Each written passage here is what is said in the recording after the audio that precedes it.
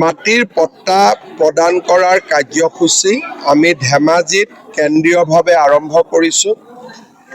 এই বসুন্ধৰা ৩ৰ জৰিয়তে ধৰ্মীয় অনুষ্ঠান, school, college, club, music school, এই বিভিন্ন ধৰণৰ অনুষ্ঠানে আজি গোটেই অসমজুৰি মাটিৰ পট্টা লাভ কৰিছে।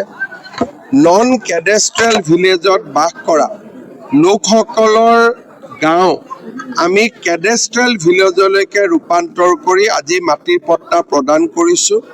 প্ৰায় ২ লাখ লোক আজিৰ দিনটোত ভূমি পট্টা লাভ কৰিবলৈ সক্ষম হ'ব।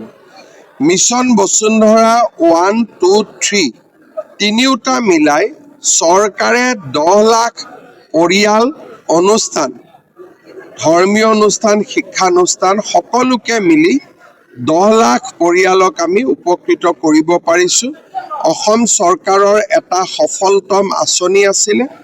পৰৱৰ্তী সময়তো বসুন্ধৰা ৪ আমি আৰম্ভ কৰিম, যাতে এইবাৰো বাদ পৰি যোৱা জনসাধাৰণক আমি অহাবাৰ সমাহিত কৰি ল'ব পাৰিম।